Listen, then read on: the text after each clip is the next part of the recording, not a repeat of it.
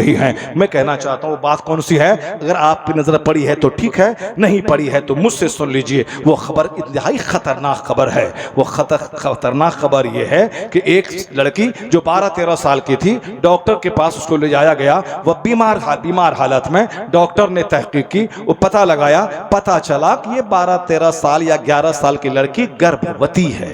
ये गर्भवती हो गई है। डॉक्टर सन रह गए, डॉक्टर का दिमाग हैरान में पड़ गया। इस कम उम्री में, और जबकि अब बिल्कुल नन्ही सी उम्र है ये, और ये लड़की हामिला कैसे हो गई। और जब तहकीक की गई, जब पता चला कि ये किसी दूसरे का हमल नहीं है। इतनी छोटी सी बच्ची से कौन दिल लगाएगा। प्यार मोहब्बत की कहानी तो 15, 16, 18 साल के बाद, स्कूल कॉलेज में बड़े क्लास में जाने के बाद वो सारी बातें शुरू होती हैं।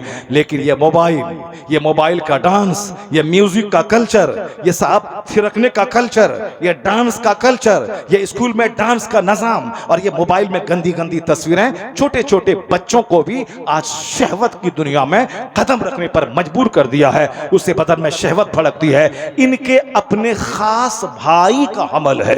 डॉक्टर तंग हो गए, पसीना पसीना आ गया। वह भाई 18 साल का नहीं था, वह भाई 20 साल का नहीं था। भाई की उम्र कितनी है? उसकी उम्र भी वही 11-12 साल है। जो उम्र है खेलने की, जो उम्र है स्कूल के छोटे क्लास में जाने की, जो उम्र है एक बिस्तर पे सोने की, जिसको लोग समझते हैं कि एक छोटा भाई 11 साल का है, बहन 12 साल की है, दोनों एक साथ सो जाएं, अब एक कमरा है, क्या होगा। छोटे छोटे बच्चे हैं, इनके दिल दिमाग में और सब कोई बातें तो कब आएंगी, जब वो 18 साल के हो जाएंगी। मगर 18 साल की होती कब हैं? जब माहौल में पाकीज़गी सफाई होती है। लेकिन जब माहौल में मोबाइल की गंदगी हो, जब माहौल में टेलीविजन की स्क्रीन पर गंदे गंदे मनाजिर हों, ऐसे माहौल में तो 7 साल का बच्चा भी वो कर गुजरता है जो 17 साल का जवान सोचता रह जाएगा। आका इस्लाम ने 1400 साल पहले कहा था, आखिर जमाने में बच्चों में शहवतें डाल दी जाएंगी, छोटे छोटे बच्चों में शहवत आएगी, और फिर इस तरह की हरकतें होंगी। और सबसे लाजवाब बात तो यह है, अगर यह काम कोई मुसलमान की फैमिली में हो गया होता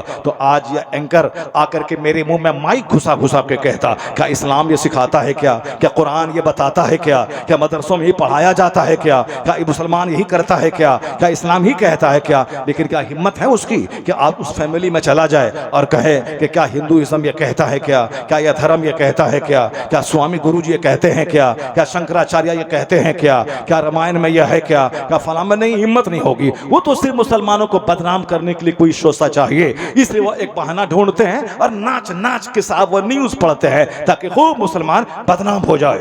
एक साइंटिस्ट अमेरिका में कलमा पढ़ के मुसलमान हुआ, ये गोंगा बन जाता है, ये उसकी बात को नहीं फैलाता है। एक वैज्ञानिक साहब थाईलैंड की राजधानी बैंकॉक की यूनिवर्सिटी का प्रोफेसर डॉक्टर मेगाटेट तेजासेन में सिरका है, वो घर सालन से खाली नहीं है। क्या मतलब? रोटी सिरका, रोटी शहद, इसके खाने के आदी बन जाएं। अकाल इस्लाम फरमाते हैं 2 शिफा को लाजिम पकड़ ले, एक शहद और एक कुरान पाक में शिफा है। सूरह फातिहा का नाम सूरतुश शिफा है। जिस मरीज पे सूरह फातिहा पढ़ के दम कर दें, उस मरीज को शिफा मिलेगी। ये सूरतुश शिफा है, इसमें शिफा है, पूरा कुरान शिफा है। क्या कहा अल्लाह ने? हमने कुरान नाजिल किया, फीही शिफाउल लिन्नास, इसमें लोगों के लिए शिफा है। तो पढ़ना चाहिए कुरान तो लोग तावीज के लिए मारे फिर रहे हैं। खाना चाहिए शहद तो लोग चाउमीन और बर्गर के लिए मारे फिर रहे हैं। अब जाहिर सी बात है, सेहत तो खराब होगी, दिमाग तो खराब होगा, रिश्तेदारी तो खराब होगी, सोसाइटी तो खराब होगी, हालात तो खराब होंगे। मुस्तफ़ा ने जो कुछ कहा उसी में भलाई है, इससे हट के कोई भलाई नहीं है। मुस्तफ़ा के फरमान पे अमल करने में सेहत है, तंदुरुस्ती है। मुस्तफ़ा के फरमान पे अमल करने में सुकून कल्ब है। मुस्तफ़ा के फरमान पे अमल करने में आपस की मोहब्बतें हैं। जो आपस में आज दूरियां बढ़ रही हैं, जो समाज में नफरतें फैल रही हैं, जो समाज के लोगों में डिस्टेंस बढ़ रहा है, कभी आपने गौर किया यह डिस्टेंस क्यों बढ़ रहा है? डिस्टेंस इसलिए बढ़ रहा है कि घमंड की वजह से बढ़ रहा है। मैं क्यों इनको सलाम करूं, ये मौलाना है तो अपनी जगह है, ये रहे, मगर मैं अपनी जगह हूं, मैं क्यों सलाम करूं।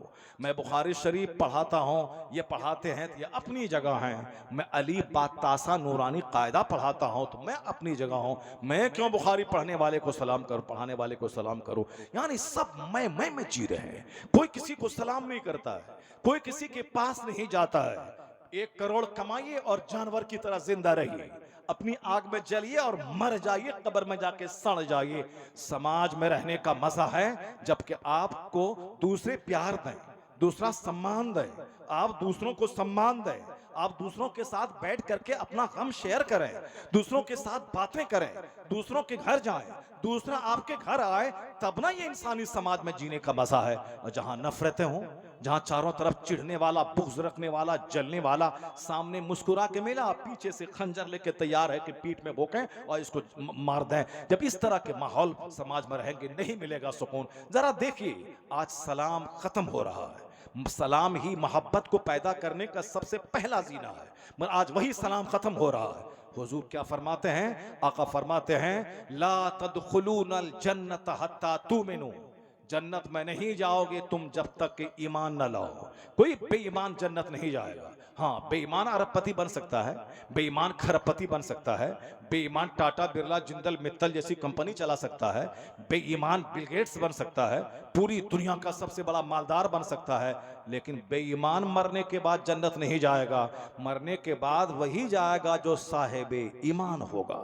अब साहिबे ईमान चाहे दुनिया में वो हल चलाता रहे, टोटो गाड़ी चलाता रहे, दूसरों के घर में मजदूरी करता रहे, वो मकान की ईंट ढोता रहे, ये दुनिया की 100 साल की मुसीबत 1 सेकंड के बराबर है। और असल में मरने के बाद की जो जिंदगी है वो जिंदगी है जहां का एक दिन 50,000 साल के बराबर है, जहां का एक दिन वकाना मिक़दारुहु 50 अल्फ सना, जहां का एक दिन 50,000 साल के बराबर है। उसके मुकाबले में दुनिया का 100 साल जिसमें बचपन भी है, जवानी भी है, बुढ़ापा भी है, इसकी तो कोई हैसियत ही नहीं है। बस परसों पैदा हुए, कल जवान हुए, आज बूढ़ा हो गए, सारी दाढ़ी के सारे बाल सफेद हो गए, अब मौत की तैयारी है। यानी यहाँ का 100 साल चुटकी में खत्म हो जाते हैं, लेकिन मरने के बाद जहां जाना है वहां का एक ही दिन 50,000 साल के बराबर है। और जहां मौत भी नहीं है, जहां अजाब में जले तो जलते रहें, वहां मौत भी नहीं है, जलते रहें, आग में जलते रहें। आग में बदन जलेगा, फिर दूसरी खाल पैदा हो जाएगी। वहां ऐसा नहीं कि मर गए, दुनिया में तो तकलीफ बड़ी, मर गए तो खेल खत्म, लेकिन वहां मरने के बाद की जो जिंदगी है वहां खेल खत्म नहीं होने वाली है। वह तो एक जबरदस्त जिंदगी का आगाज है, जहां मौत ही नहीं, मौत को ज़बह कर दी जाएगी कि अब कोई नहीं मरेगा। जो जन्नत में सोने चांदी के महल में है वो आराम करता रहे, और जो जहन्नम में जल रहा है वो सदा जहन्नम में जलता रहे। अब मौत को ज़बह कर दी गई, न जन्नती जन्नत से निकाला जाएगा, न जहन्नमी जहन्नम से निकाला जाएगा। इसलिए कहा गया है कि असल अजाब वहां का, असल तकलीफ वहां की। दुनिया की तकलीफ तो आज है कल खत्म, आज बीमार पड़ा कल अच्छा हो गया, आज जलील हुआ कल इज्जत आ गया, आज गरीब है आज मालदार, आज सेहतमंद है कल बीमार हुआ, आज बीमार है कल सेहतमंद हो गया, आज बच्चा है कल जवान हो गया। दुनिया की कोई चीज एक हालत पे नहीं रहती। इसलिए दुनिया के लिए रीझना, दुनिया के लिए फिक्रमंद होना, दुनिया के लिए ज्यादा मरना, ये अक्लमंदों का काम नहीं है। अक्लमंद वो है जो इस दुनिया में रह के उस दुनिया की जन्नत सजाने की फिक्र करे। अल कय्यसो मंदान नफ्सा व अमीला लिमा बादल मौत वल आजिजो मन अतबा नफ्सहु हवाहा व तमन्ना अल्लाह। अक़ल इस्लाम फरमाते हैं अकल बेवकूफ है वो कौन जो ख्वाहिशात की गुलामी करे, शराब पिए, ताड़ी पिए, जुआ खेलें, ये करें वो करें, सिनेमा देखें, नाचें कूदें गाएं, सब करें, सारी ख्वाहिश पूरी हो। मोबाइल हाथ में, स्मार्ट मोबाइल हो, स्मार्टफोन हो, आईफोन हो, उसमें दिन रात हाथ डाल डाल करके नई नई चीजें उसमें देखते रहे, मुस्कुराते रहे, आंख को सेकते रहे, गंदी गंदी तस्वीरें देखते रहे, चलाते रहे। मस्जिद में वहां करार नहीं, वहां मोबाइल के बगैर करार नहीं, जलसे में उसके बगैर करार नहीं, ट्रेन में उसके बगैर करार नहीं। 5 घंटा चला गया है, जलसे में बैठा है, फिर भी यहाँ मोबाइल लेके बैठ गया, ऐसे ऐसे कर रहा है।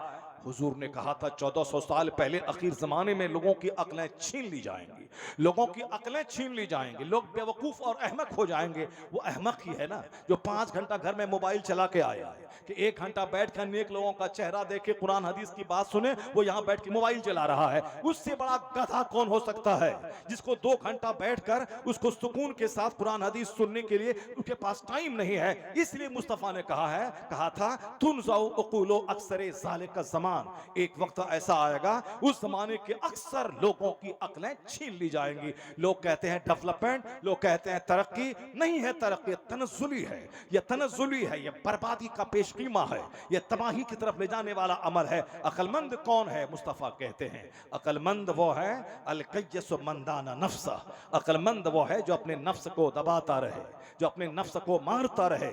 नफ्स कहता है कि फलां की बेटी बहुत खूबसूरत है, उसको गौर से देखा जाए। अक्लमंद वो है जो इस नफ्स को दबाए कि खबरदार, पहली नजर तुम्हारी है जिस पर गुनाह नहीं है, लेकिन दूसरी नजर जहां उठी वह शैतान की तरफ से है, वहां से गुनाह का आगाज होता है। अब जितनी बार वो नजर उठा उठा के देखेगा उतने गुनाह से तेरी आंख भरती जाएगी। और आया है हदीस पाक का मफहूम है कि जिसने अपनी आंख मम्मला ऐनहु मिनल हराम मला अल्लाहु ऐनहु मिनन नार, जो अपनी आंख को हराम चीजों को देख देख के भर लिया, अल्लाह क़यामत के दिन उसकी आंख को आग से भर देगा। जो अपने कान में वायर ठूस करके गाने म्यूजिक की आवाज सुन सुन के भर लेगा, अल्लाह कल क़यामत के दिन उसके कान को गर्म शीशा पिघला के उसमें डालेगा। तो आंख को की हिफाजत करे, कान की हिफाजत करे, इस कान को म्यूजिक की आवाज दे के बर्बाद ना करें, इस आंख में औरतों को सजा करके इस आंख को तबाह बर्बाद ना करें, निगाहें नीची रखें। पहली नजर आपकी है, नजर पड़ी फिर नजर हटा लिया, अब जब दूसरी नजर पड़ती जाएगी वहां से गुनाह का आगाज होता चला जाएगा। फिर इतने गुनाह आप करेंगे कि आपकी आंखें इस दुनिया में भी बीनाई से महरूम हो जाएंगी, आपका दिल अंधा हो जाएगा, आपकी सोच गंदी हो जाएगी। जिस तरह समाज में लोगों की सोच गंदी होती चली जा रही है। अब जरा गौर से सुनिए हुजूर क्या कहते हैं, अक्लमंद वो है जो अपने नफ्स को दबाता रहे, नफ्स की ख्वाहिशात के खिलाफ काम करे। नफ्स कहता है शराब पियो, ये बोले खबरदार एक बूंद को मैं देखूंगा नहीं। नफ्स कहे चलो उधर तवाइफ के कोटे पे, ये कहे खबरदार एक कदम उधर नहीं चलना है। नफ्स कहे अभी फजर का टाइम है, कड़ाके की सर्दी है, चलो कज़ा पढ़ लेंगे, फौरन उसकी मुखालिफत करे, नहीं नहीं, वक्त पे नमाज फर्ज है, वक्त पे बंधा हुआ फर्ज है ये नमाज, नमाज सबसे बड़ा फर्ज है, नमाज छोड़ना सबसे बड़ा गुनाह है। 10 साल बंदा कोई शराब पिए और तौबा कर ले तो गुनाह माफ हो जाएगा, लेकिन किसी पर नमाज फर्ज हुई 15 साल में, वह नमाज शुरू किया 25 साल में, वह 50 हज भी कर ले, 100 उम्रा भी कर ले, या 10 साल की नमाज उसके जिम्मे बाकी रहेगी, साकित नहीं होगी, उसको अदा करना पड़ेगा। तौबा करे तो हज करे तो नमाज कज़ा करने का गुनाह तो माफ हो जाएगा, लेकिन जो असले नमाज उसके जिम्मे कर्ज है उसको तो अदा करना पड़ेगा। इस जिहत से देखेंगे तो शराब पीने से भी बड़ा गुनाह है नमाज छोड़ना। हदीस में आया है जब तेरा बच्चा 7 साल का हो उसको नमाज का आदेश दे, और जब 10 साल का हो उसे मार के नमाजी बना दे। क्या मतलब? हिकमत है 10-7 साल में नमाज फर्ज होती नहीं है, पर नमाज के लिए प्रिपेयर करना है, उसको तैयार करना है। और 10 साल का जब बंदा होता है थोड़ा सा मैच्योर होता है, पुख्ता होता है, अब उसके बावजूद नमाज ना पढ़े, माँ बाप पे लाजिम है कि बच्चे को मार के नमाजी बनाए, ताकि बच्चा बाप के मार के डर से नमाजी बन जाएगा। और उसके बाद 10 साल के बाद जिस दिन नाइट फॉल हुआ उस दिन वह जवान हुआ, जवान होने से पहले वह नमाज का आदी बन चुका होगा। 15 साल तक नाइट फॉल हो या ना हो, 15 साल के बाद वह जवान समझा जाएगा, शरीयत के सारे कवानीन उसकी तरफ मतवज्जा हो जाएंगे। अब उससे पहले 10 साल से ही मार के वो नमाजी बन गया है, पहले अब नमाज फर्ज होने के बाद उसके कज़ा करने का तसव्वुर भी उसके दिमाग में नहीं आएगा। आज जो जुब्बा है नमाज नहीं है, वो नहीं समझता है इस्लाम की हिकमत को, सर पे टोपी है नमाज नहीं है, वो नहीं जानता है इस्लाम क्या कहता है, साहब साहब साहब तौलिया गले में है नमाज नहीं है, इसका मतलब है कि वह जाहिर को इस्लाम समझा है, वह हुजूर के फरमान को, कुरान पाक के इरशादात को, वो अल्लाह रब्बुल इज्जत के कवानीन की हिकमतों को वो नहीं जानता है। वह 2 टका कमाने के लिए टोपी पहन रहा है, जन्नत जाने के लिए नहीं, वह 2 टका कमाने के लिए जुब्बा पहन रहा है ताकि लोग हमको शायर समझे, ताकि लोग हमको मौलवी समझे, लोग हमको दावत दे, वहां मैं मिलाद पढ़ने जाऊं, वहां नात गाने जाऊं, उसके बाद हमको टका दे ताकि मेरा पेट भरे। तो अब नमाज कौन पढ़ेगा? नमाज अल्लाह ताला माफ कर देगा, तो अल्लाह ताला चाहेगा तो माफ कर ही देगा, लेकिन अल्लाह ताला अगर चाहेगा तो आम में सेब लगा देगा, अल्लाह चाहेगा तो गेहूं में वहां से मसाला निकाल देगा, अल्लाह चाहेगा तो पत्थर को हीरा बना देगा, तो अल्लाह चाहेगा तो 99 कातिल को जन्नत दे देगा, अल्लाह चाहेगा तो सब कुछ हो सकता है। लेकिन आपको मालूम है बगैर दुकान गए हुए पैसा घर में चल के नहीं आता, बगैर खेत गए हुए फसल वहां से चल के नहीं आती, आम के पेड़ से आम ही निकलता है। तो पैसा चाहिए तो दुकान जाना होगा, माल चाहिए तो खेत जाना होगा। जब दुनिया में रोजी देने देने वाला अल्लाह है, पर मुझको हरकत करनी पड़ेगी, मुझको खेत जाना होगा, मुझको फैक्ट्री जानी होगी, मुझको दुकान जाना होगा। उसी तरह अल्लाह बख्शने वाला है, मगर मुझको मस्जिद जाना होगा, नमाज पढ़नी होगी, रोजा रखना होगा, हज करना होगा, ज़कात देना होगा। दुनिया में रोजी देने वाला अल्लाह है, पर हरकत मुझको करनी है। उसी तरह बगैर दुकान गए रोजी नहीं मिलती, तो बगैर मस्जिद गए भी जन्नत नहीं मिलती है। ये शैतान आपको बहका रहा है कि चलो कुछ भी करो अल्लाह माफ कर देगा। तो फिर रोजी रोटी के बारे में शैतान क्यों नहीं बहकाता है? क्यों पढ़ने की क्या जरूरत है, खेती करने की क्या जरूरत है, दुकान जाने की क्या जरूरत है? अल्लाह चाहेगा तो अल्लाह रोजी दे देगा। फिर ये हरकत क्यों कर रहा है? तो रोजी के बारे में फिक्रमंद है, क्योंकि जरा सा मिसगाइड हुआ तो बच्चा भूखा मर जाएगा, ये खुद भूखा मर जाएगा। अगरचे रोजी देने वाला अल्लाह है, मगर हरकत तो करनी पड़ेगी। काश यही सोच जन्नत के बारे में हो जाए, नमाज रोजे हज और ज़कात के बारे में हो जाए, तो फिर क्या होगा? खेत भी जाएगा, मस्जिद भी जाएगा, वह तो साहब दुकान में भी बैठेगा, मस्जिद भी जाएगा। इस कदर जबरदस्त निजाम है मुस्तफ़ा का कि 10 घंटे तक रात में सोइए। इसके सोने की है रात में आपका बदन रिपेयर हो जाएगा। जो कल दिन भर आप खटे थे, जो आपको टायर्डनेस थकावट है, वो 10 घंटे 8 घंटे 6 घंटे की नींद से सारी थकावट दूर हो जाएगी। अब क्या है? जिस अल्लाह ने रात बनाई, जिस अल्लाह ने मुझको गहरी नींद दी, बड़े बड़े अरबपति ख्वाब आवर गोलियां इस्तेमाल करते हैं ताकि नींद को बुलाएं, और आप बिस्तर पे गए 5 सेकंड में नींद आ गई। क्या समझते हैं? अल्लाह की बहुत बड़ी नेमत है। तो जिस रब ने 8 घंटे की गहरी नींद दी, तो नींद से बेदार होने के बाद सबसे पहला काम दुकान नहीं, मकान नहीं, दरख्त और बागात नहीं, सबसे पहला काम उस रब्बे करीम को सजदा किया जाए जिस रब ने रात बनाई है, जिस रब ने गहरी नींद लेने का मुझे जबरदस्त हसीन मौका अता किया है। फजर से लेके जोहर तक कोई नमाज फर्ज नहीं है। वो टाइम है काम करने का, वो टाइम है मेहनत करने का, वो टाइम है मदरसे में बैठने का, वो टाइम है स्कूल जाने का, वो टाइम है फैक्ट्री चलाने का, वो टाइम है दुकान जाने का, वो टाइम है खेत में हल चलाने का। फजर से लेके जोहर तक पूरे 8 घंटे में कोई नमाज फर्ज नहीं है, क्योंकि वह वर्क का टाइम है। और इशा से लेके फजर तक कोई नमाज फर्ज नहीं है, वह वक्त है आराम करने का। हाँ, कोई तहज्जुद पढ़े सवाब मिलेगा, नहीं पढ़े कोई गुनाह नहीं। कोई फजर के बाद इशराक पढ़े सवाब मिलेगा, नहीं पढ़े कोई गुनाह नहीं। फजर के बाद चाश्त पढ़े दौलत बढ़ेगी, मगर ना पढ़े कोई गुनाह नहीं है।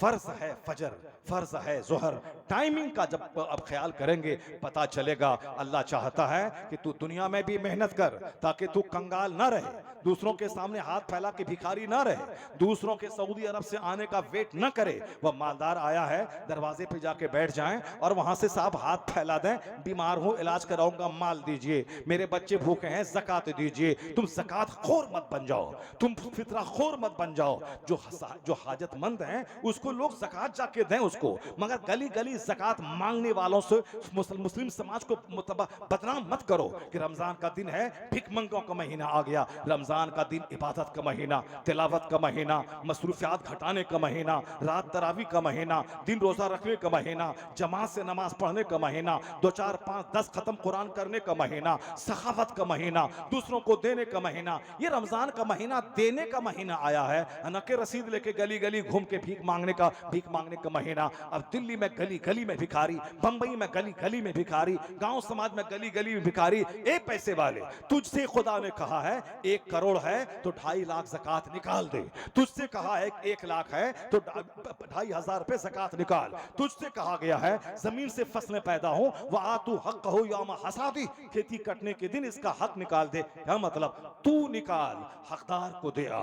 1 करोड़ है, 2.5 लाख निकाल, हकदार को दे आ। जब हकदार को देने जाएंगे तो गलियां भिखारियों से नहीं भरेंगी और दूसरे लोग नहीं बोलेंगे मुस्लिम समाज में इतने भिख मंगे मौजूद हैं। जबकि नमाज का टाइमिंग सिस्टम और ज़कात का सिस्टम, फितरे का सिस्टम, मेहनतों का सिस्टम ये बताता है कि अल्लाह चाहता है कि तू दुनिया में भी खुशहाल रहे, मरने के बाद भी जन्नत जा। और ये अल्लाह ने सिखाया है कि तुम बोल रब्बना आतिना फिद दुनिया हसना व फिल आखिरत हसना व क़िना अज़ाबन्नार, यानी इस दुनिया में भी अच्छा रख, उस दुनिया में भी अच्छा रख। तो इस दुनिया में अच्छा रहने रहने के लिए पढ़ना होगा, मेहनत करनी होगी, 18 घंटे स्टडी करनी होगी, अपने घर से बेघर होना पड़ेगा, बिजनेस करना होगा, ट्रेड करना होगा, खूब लेबोरियस बनना होगा, स्ट्रगल जद्दोजहद करना होगा ताकि यहाँ खुशहाल रहो, यहाँ दूसरों को दो।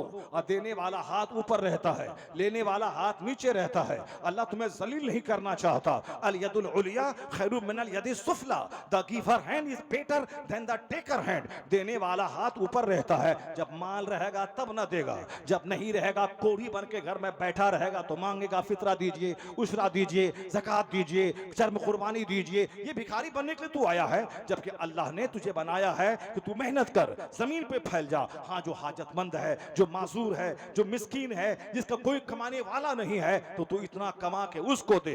तू भिखारी मत बन, तू दूसरों को खिलाने वाला बन जा, उसके घर पे चला जा, उसको ज़कात की रकम दे दे। माह शाबान में ज़कात निकाल ताकि गरीब भी माह रमजान में बेफिक्री के साथ इबादत कर सके। रमजान का इंतजार मत कर, माह शाबान में रमजान की तैयारी कर, कुरान पढ़ना शुरू कर, 2-4 रोजे रखना शुरू कर, हिसाब लगा के माल की ज़कात निकाल दे, गरीबों तक पहुंचा दे ताकि वो सहरी और इफ्तारी का इंतजाम कर सके। तो माह रमजान लगे, ये तिलावत का महीना है, मस्जिदों में नमाजियों का महीना है, ये इबादत का महीना है, ना कि भीख मांगने का महीना है। इसलिए हमारी कमजोरी है कि मैं ये सिस्टम नहीं करता, नतीजे में भिखारियों का महीना माह रमजान हो गया है। जबकि कहा जाता है कि तू खुद कमा, तू खुद खा, दूसरों को खिला।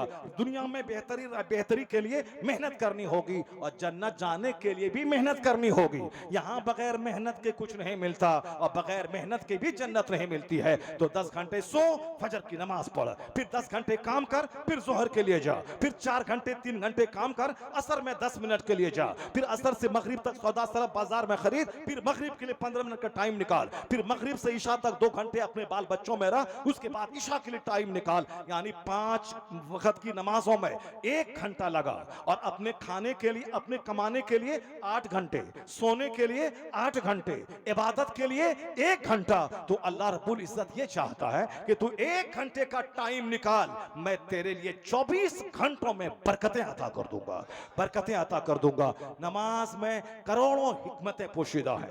नमाज जन्नत ले जाती है, नमाज हमें सखी बनाती है, नमाज हमें सेहतमंद बनाती है, नमाज हमें वकार सिखाती है। मैं आपको एक बात कहता हूं, बात से बात पैदा होती है। आज 2-4 दिन के अंदर आपने एक न्यूज सुनी होगी, एक खबर आपने व्हाट्सएप पे देखा होगा। वो खबर ये थी शर्मनाक खबर, सर को शर्म से झुका देने वाली खबर, सीने को हिला देने वाली खबर, उस बात को न बोलने में शर्म आने वाली खबर। यानी ऐसी खतरनाक खबर जिसको लोगों ने कभी सुना नहीं होगा, कभी सोचा तक नहीं होगा। वो खबरें गश्त कर रही हैं, लोगों तक ये बात पहुंच रही है। जैसन जी वो कलमा पढ़ के मुसलमान हुआ, उसकी खबर कोई नहीं देगा। अब फिर हिंदुस्तान में कोई दिन ऐसा नहीं गुजरता जिस दिन यहाँ का पढ़ा लिखा आदमी कलमा पढ़ के मोमिन ना होता हो, उसकी खबर कोई नहीं चलाता है। इस्लाम को बदनाम करने के लिए कहीं से कोई शोशा मिल गया, अब उसको नाच के फैलाना है। मैं कहता हूँ एक आबादी है, उस आबादी में 1000 लोग बसते हैं। 1000 में अगर कोई एक बंदा सड़ा हुआ शराबी, पापी और बदकार, ज़नाकार हो गया तो उस एक को तुम 1000 की आबादी के मुसलमान पे थोपेगा। इस्लाम ये सिखाता है, कुरान ये सिखाता है। 1000 जहां लोग रहते हैं, 2-4 आदमी का गोंडा, बदमाश, शराबी, पापी होना ये कोई ताज्जुब की बात नहीं है। मेजॉरिटी मुसलमानों की आज भी पूरी दुनिया में एक जबरदस्त ये कौम है, मेजॉरिटी शराब में लीन नहीं है, मेजॉरिटी सूद में लीन नहीं है। क्यों? दूसरों के यहाँ समझाने का कोई सिस्टम नहीं है। पर हमारे यहाँ 5 वक्त की नमाज फर्ज के अलावा जुमा फर्ज है, और जुमा बगैर खुतबे जुमा की नहीं होती वो नमाज। खुतबे जुमा शर्त है, कंडीशन मशरूत है। बगैर वजू के नमाज नहीं, तो बगैर खुतबे जुमा की नमाज नहीं। तो वहाँ हर जुमा के दिन कंपलसरी वाज जरूरी है, ईदैन में वाज जरूरी है। ईदैन का खुतबा लंबा होगा ताकि साल भर की रूहानी खुराक मिल जाए। जुमा का खुतबा छोटा होगा ताकि 1 हफ्ते की रूहानी खुराक मिल जाए। या सीरत के जलसे, ये महफिल मिलाद, ये छोटी महफिलें, ये इमाम के हुजरे में जाके उनसे नसीहत सीखना, ये हमें डांटने वाले लोग मौजूद है। जुमा के दिन समझाने वाला, सीरत की महफिल में समझाने वाला, दस्तारबंदी के जलसों में समझाने वाला। इसलिए दूसरी कौमों के मुकाबले में हमारे यहाँ शराब है मगर शराब कम है, ज़िना है मगर कम है, सूद है मगर कम है, क्योंकि उसके यहाँ कोई डांटने वाला नहीं है। और हमारे यहाँ मेरा बाप भी डांटता है, मेरे उस्ताद भी डांटते हैं, मेरे उलमा भी डांटते हैं। यानी हमें हमारे डांटने वाली मौजूद है, हमारे समझाने वाली मौजूद है, हमारे यहाँ वाज़ नसीहत का माहौल मौजूद है। लेकिन अगर तुमने इस माहौल को खत्म किया और कॉमेडी शुरू कर दी और हंगामा शुरू कर दिया तो फिर तो कोई समझाने वाला नहीं रह जाएगा। फिर तो वही धमाल मचेगा जो चर्च में हो रहा है, वही धमाल मचेगा जो पूजा के नाम पे, पूजा के जुलूस में हो रहा है। 5 लड़के हैं, 10 लड़कियां हैं, लड़कियां भी नाच रही हैं, लड़के भी नाच रहे हैं। ये बताओ वो जो दोनों नाचेंगे तो पूजा के नाम पे नाचेंगे और नाचने के बाद क्या क्या ड्रामा होगा? वही ड्रामा होता है कि साहब 11 साल के बच्चे, 12 साल की लड़कियां, हकीकी भाई बहन दोनों आपस में सेक्स करते हैं और बहन हामिला हो जाती है। ए मेरी कौम, अब भी तू मुस्तफा की तालीमात की अजमत को तस्लीम नहीं करेगा? हुजूर ने 1500 साल पहले कहा था जब बच्चे 7 साल के हों उसे नमाज का आदेश दे, और जब बच्चे 10 साल का हों उसे मार के नमाजी बना दे, और जब नमाजी बन जाएं वह फर्रकू बैनहुम फिल मदाजे, उनकी ख्वाबगाहों में उनका बिस्तर अलग कर दे। ये मत कहना कि बहन है, ये मत कहना ये भाई है। अब ये 10 साल का हो चुका है, ये सिन्ने शऊर को पहुंच चुका है। बहन का बिस्तर अलग, भाई का बिस्तर अलग, वो भाई भी अपने हम उम्र भाई के साथ न सोए, उस अवल के उनका बिस्तर अलग रहे। इस कहने का क्या मतलब था? कहने का मतलब यही था कि हम जिन्स परस्ती से समाज बचेगा, इगलामबाजी से समाज बचेगा, लवातत से समाज बचेगा, तमाम जिनसी बेराह रवी से समाज बचेगा। आज जब लोग इस तरह के माहौल को देखते हैं, मुस्तफा का फरमान याद आता है, जहां आज मशवरा देते हैं दानिश्वर कि बिस्तर अलग कीजिए, दोनों की ख्वाबगाहें अलग हो। कुर्बान मुस्तफा पे जो 1500 साल पहले ये फरमान जारी किया और सोने का एक सिस्टम बताया कि बच्चों को नमाजी बना 10 साल में, उसके बाद ख्वाबगाहों में बिस्तर अलग कर दे। पता ये चला दानिश्वरों की निगाहें जहां आज गई है, साइंटिस्ट निगाह है जहां आज गई है, वहां नजर मुस्तफा की 1500 साल पहले चली गई है। इसलिए मुस्तफा लाजवाब, मुस्तफा की शान लाजवाब। आला हजरत की माने तो कहना पड़ेगा सारे ऊंचों में ऊंचा, समझिए जिसे है उस ऊंचे से ऊंचा। हमारा नबी सारे अच्छों में अच्छा, समझिए जिसे है उस अच्छे से अच्छा हमारा नबी। नारे तकबीर, नारे रिसालत, अज़मते मुस्तफा। वाह वाह वाह। ये मेरी तरक्की का वाहिद रास्ता है कि मोहम्मद से वफा तूने तो हम तेरे हैं। ये जहाँ चीज़ है क्या लौहो कलम तेरे हैं। तरक्की का वाहिद रास्ता है हुजूर की गुलामी करना। और आला हजरत रज़ी अल्लाह तआला अन्हु ने 100 साल पहले कहा था दूसरे का चेहरा मत देखना, फिल्म कल्चर का चेहरा देखोगे तो फिल्मी कल्चर अपनी ज़िंदगी में लाने का जज्बा पैदा होगा। अगर तुमने किसी नेता को देखा तो तुम भी झूठ में लथपथ हो जाओगे। मत देखना, दुकान जाना है, सामान खरीदना है, सामने वाला दुकान करने वाला आदमी चाहे जिस मजहब से ताल्लुक़ रखता हो, मगर मुझको बिस्किट लेना है, मगर मुझको वहाँ से सामान लेना है, लेकिन दिल नहीं देना है। दोस्ती उससे करनी है जो साहिब ईमान हो, दोस्ती उससे करनी है जो साहिब ईमान हो। ट्रांजैक्शन सबसे होगा, लेन देन सबसे होगा, मगर दोस्ती सबसे नहीं होगी। दोस्ती किससे होगी? आला हजरत की माने उन्हें जाना, उन्हें माना, न रखा गैर से काम, लिल्लाहिल हम्द में दुनिया से मुसलमान गया। आज समाज में एक बुराई हो तो बोलूं, अभी तो इतनी बुराइयां हैं, मैंने इतने पॉइंट्स खोल दिए हैं कि सबको मैं समेटना चाहूँगा, मुझको और 2 घंटे लगेंगे सबको समेटने में। समाज में मोहब्बत पैदा करने के लिए हुजूर ने कहा था जन्नत नहीं जाओगे जब तक कि मोमिन ना बन जाओ। अब वला तुमिनु हत्ता तहाब्बू, मोमिन नहीं बनोगे जब तक कि आपस में एक दूसरे से मोहब्बत ना करो। क्या मतलब? मोहब्बत करना अपने मोमिन बने रहने के लिए ज़रूरी है। ऐसा नहीं कि वो अपना खाता है हम अपना खाते हैं हम क्यों जाएं। नहीं नहीं, अगर ईमान प्यारा है, जन्नत प्यारी है, अगर खुद अल्लाह रसूल की रज़ा प्यारी है, मग़फ़िरत और बख्शिश प्यारी है, तो ना चाहते हुए भी पड़ोसी से मोहब्बत करना होगा, अपने भाइयों से मोहब्बत करना होगा, रिश्तेदार से मोहब्बत करनी होगी। तो क्या कहा कि उस वक़्त तक नहीं बनोगे मोमिन जब तक कि आपस में एक दूसरे से मोहब्बत ना करो। अब आगे हुजूर कहते हैं अवला अदुल्लुकुम अला शैइन, इज़ा फ़अलतुमूहु तहाबबतुम, मैं तुम्हें एक नुस्खा बताऊं जिस पर अमल करोगे तो मोहब्बत पैदा हो जाएगी।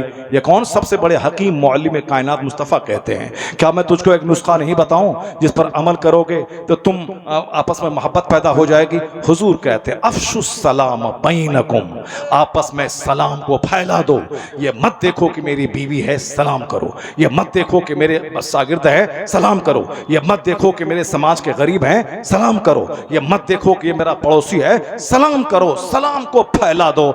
जब तुम 10 बार सलाम करोगे तो सामने वाले का दिल ही तो है, वह दिल हिल जाएगा, वह फिर तुमको सलाम में पहल करना चाहेगा। इस तरह आपस में मोहब्बतें पैदा हो जाएंगी। सलाम करने के बाद चेहरे पे मुस्कुराहट पैदा हो जाती है। और जब यह नफ्स बोले कि नहीं साहब मैं हूँ, आई एम ग्रेट, मैं बड़ा हूँ, मैं प्रिंसिपल हूँ, मैं शेखुल हदीस हूँ, मैं मस्जिद का इमाम हूँ, मैं गाँव का जमींदार हूँ, मैं पत्नीदार हूँ, मैं शौहरे नामदार हूँ, ये मेरी बीवी है, मेरे घर में रहती है, मेरा खाती है, मैं शौहरे नामदार हूँ। जब ये सारी बातें दिमाग में आए तो बस सामने हुजूर को ले आना कि मुस्तफ़ा से हटे तो बर्बाद हो जाओगे। हुजूर को ले आना कि सरकार रास्ते से चलते थे तो बच्चों को सलाम करते थे, घर में दाखिल होते तो बीवियों को सलाम करते थे। मैं बड़ा या मुस्तफ़ा बड़े? जब सामने मुस्तफ़ा को लाओगे तो सारा गुरूर खत्म होगा, आजिज़ी पैदा हो जाएगी, अक्सारी पैदा हो जाएगी।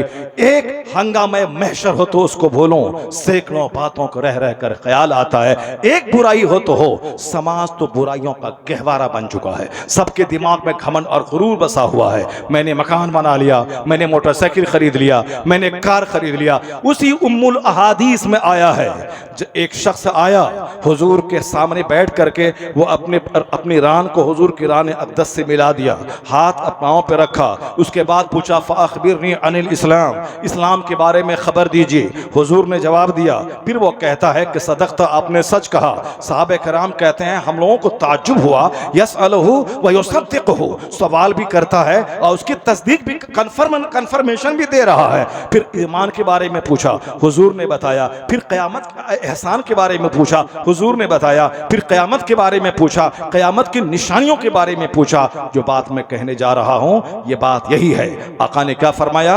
अंतलदल अमतो रब्बतहा, जब देखना कि बांदियां, ये नौकरानी, ये घर में काम करने वाली औरतें ये अपने मालिक को जन्म दे रही हैं तो समझ जाना कि क़यामत करीब आ गई है। और आगे कहते हैं वन तरल हुफातल उरातल आलता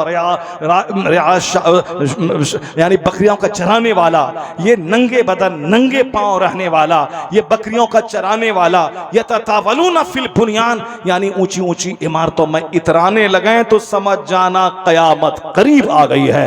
यानी जो बकरी चराता था, जो नंगे पांव रहता था, जो नंगे बदन रहता था, मगर आज ऊंचे ऊंचे महलों में आराम कर रहा है, जो आज देख रहे हैं ये क़यामत की निशानी है, ना कि डेवलपमेंट है, ना कि तरक्की है। दुनिया विनाश की तरफ जा रही है तो बुलेट खरीदना डेवलपमेंट नहीं है, मकान बनाना डेवलपमेंट नहीं है, अब तो 4-10 बीघा जमीन खरीदना डेवलपमेंट नहीं है। इंसान बनना डेवलपमेंट है, नमाजी बनना डेवलपमेंट है, बाहया बनना डेवलपमेंट है, मुअद्दब बनना डेवलपमेंट है। कोई मकान पे मकान बना रहा है, ये मत बोले कि तरक्की कर रहा है। कोई अखलाक पे अखलाक ऊंचा कर रहा है, समझ जाए ये डेवलपमेंट, ये तरक्की कर रहा है।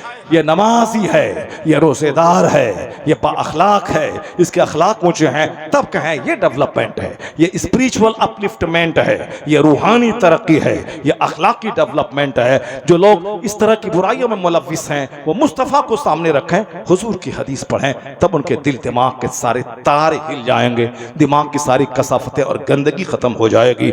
नमाज पढ़ना सबसे बड़ा फ़र्ज है, नमाज छोड़ना सबसे बड़ा गुनाह है।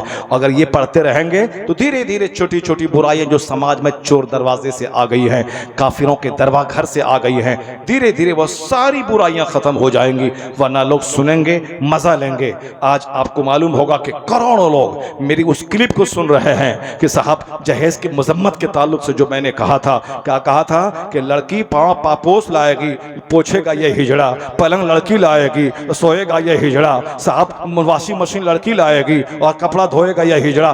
करोड़ों लोग, आज गैर मुस्लिम आपसे ज्यादा सुन रहे हैं, उसकी खवातीन सुन रही हैं, उसकी खवातीन इसकी रील बना बना के समाज में फैला रही है। क्यों फैला रही हैं? चूंकि एक जबरदस्त तनकीद है समाज के गलत सिस्टम पे। इस मुतालबा जहेज ने हिंदुओं को भी खोखला किया। जहेज के मुतालबा ने मुस्लिम सोसाइटी को हिंदुआना रस्म रिवाज का हामिल बना दिया है। आका अलैहिस्सलाम पे नजर रहे। आपकी बेटी फातिमा ज़हरा की शादी मस्जिद नबवी में हो गई, न 5 स्टार होटल, न बहुत बड़ा लंबा चौड़ा टेंट, न बहुत बड़ा कार्ड की छपाई, शादी को महंगी नहीं। मुस्तफा चाहते तो मौला अली को सोने का ताज जन्नत से मंगवा के पहना देते, अपनी बेटी फातिमा को सर से लेके पांव तक जेवरात से उसको जेवरात से लाद देते, लेकिन नहीं, वही पुराने कपड़े में कायनात के मालिक को मुख्तार की बेटी की शादी हो रही है, उसी सिंपल अंदाज में शेर खुदा मौला अली की शादी हो रही है। तो रिजल्ट उसका क्या निकल रहा है? रिजल्ट ये निकल रहा है कि जब शादी सिंपल है और दुल्हन सिंपल रह रही है और दूल्हा सिंपल है मगर रात सजदों से आबाद है, तो उन दोनों के मिलने के बाद जो बच्चा तवल्लुद हुआ वो कायनात का जोग्राफिया बदलने वाला उल्चा लफंगा नहीं बल्कि इमाम हसन पैदा हुआ, इमाम हुसैन पैदा हुए। जब बाप थे मौला अली, मां थी फातिमा ज़हरा, शादी हुई सिंपल, तो फिर नतीजा हुआ कि बच्चा तारीख बदलने वाला, तारीख का रुख मोड़ने वाला पैदा हुआ। आज जब मुतालबा जहेज जोरों पे है, आज साहब लड़की के बाप को जमीन बेचवा के घड़ी लाडो घड़ी पहनने का शौक, बुलेट पे चढ़ने का शौक, कार पे चलने का शौक है, तो आने वाले बच्चे कैसे हो रहे हैं उसका भी ख्याल कीजिए। ये बच्चा लुच्चा, ये लफंगा, ये गुंडा, ये माँ बाप के सर पे चढ़ के मारने वाला, माँ को आंख दिखाने वाला, अपनी बीवी की गुलामी करने वाला, अपने सास ससुर, अपनी साली, अपने साला की गुलामी करने वाला, अपनी अपनी अपनी बहन से चिढ़ने वाला, उनको सलाम तक नहीं करने वाला, उनके घर तक की खबर तक नहीं लेने वाला, ये जो हाथ से निकल गए बच्चे हमारे, ये बच्चे इसी निकल गए मेरी शादी हो गई पेचीदा, मेरी शादी हो गई सुन्नतों से खाली। अगर चाहते हैं कि बच्चा हमारा नेक बने, परहेजगार बने, तो नाच गाना खत्म करना होगा, तमाशा खत्म करना होगा, मुतालबा जहेज खत्म करना होगा, शादी को बिल्कुल सिंपल आसान बनाना होगा। 5 आदमी के बीच में निकाह हो जाए, 10 आदमी के बीच में निकाह हो जाए, रात में रिश्ता तय हो, रात में निकाह हो जाए, मस्जिद में 5 आदमी बैठे वहां निकाह हो जाए। तो क्या मतलब? कानून मुस्तफा ये बता रहा है जब शादी आसान होगी तो ज़िना मुश्किल हो जाएगा, और जब शादी मुश्किल होगी ज़िनाकारी आम हो जाएगी। मुसलमानों की बेटियां आज काफिरों के साथ भाग रही है, क्यों? शादी मुश्किल हो गई। अगर शर्म गैरत और हया सीने में मौजूद है, जो साहिब मकदूर है, जो साहिब हैसियत है, जो 1 करोड़ की शादी कर सकते हैं, उसे मुस्तफा का चेहरा देखकर, फरमान देखकर, उसे ताकत के बावजूद अपनी शादी को सिंपल करना होगा, सादा करना होगा, मस्जिदों में करना होगा। तो वो माहौल जो मस्जिद नबवी का था, वो माहौल अपने गांव के मोहल्ले और मोहल्ले की मस्जिदों में लाना होगा। निकाह मस्जिदों में करने का माहौल पैदा हो, 5 आदमी के बीच पैदा हो, कार छपाई की पेचीदगी खत्म करें, साहब सजावट की पेचीदगी खत्म करें, और 5 स्टार होटल की होटल बुक करने की पेचीदगी खत्म करें। शादी को सिंपल बनाएं। लड़कियां काफिरों के साथ नहीं भागेंगी, बल्कि लड़कियां मुअज्जब होकर मुस्लिम समाज को आबाद करने लगेंगी। लड़कियां पर्दे में रहेंगी, लड़कियां कनीज़े फातिमा बनेंगी, लड़कियां बाहया बनेंगी। जब लड़कियां बाहया बनेंगी, जैसा खेत वैसी वैसी फसल, जैसा दरख्त वैसा फल। आम के पेड़ में जब लीची नहीं फल सकती है, तो एक बेढंगी माँ के पेट से एक मुहज्जब बच्चा कैसे पैदा हो सकता है? इसलिए समाज में अचानक सारे समाज को बदलना मुश्किल है, लेकिन धीरे धीरे अपने समाज को बदलने से पहले अपने घर में बदलें, अपने बाल बच्चों को बदलें। पूरे समाज का ठेकेदार मत बने, बल्कि अपने घर से शुरुआत करें। अगर घर में आपके बच्चे अच्छे हो गए, आप घर का माहौल अच्छा हो गया, तो धीरे धीरे आस पड़ोस के लोग आपको देखकर इम्प्रेस्ड होंगे, वो भी हिम्मत जुटाएंगे। सारे लोग अपने घर में सुधर गए, सारा समाज सुधर जाएगा। वरना फिर मुंह देखेंगे वो सुधरेगा तब सुधरेंगे, तो कोई नहीं सुधरेगा। अल्लाह तबारक व तआला हमको आपको सबों को अपने नबी मोहतरम अलैहिस्सलाम की गुलामी करने की तौफीक अता फरमाए। आका इस्लाम से सच्ची मोहब्बत की तौफीक अता फरमाए। सच्ची मोहब्बत गुलामी सिखाती है, हुजूर की इताअत व फरमाबरदारी करने की तौफीक अता फरमाए। सिर्फ ज़ाहिरी शक्ल सूरत का मुसलमान नहीं, बल्कि बातिनी कैफियत वाला मोमिन बनने की तौफीक अता फरमाए। आमीन व आखिर दावाना अनिल हम्दुलिल्लाह।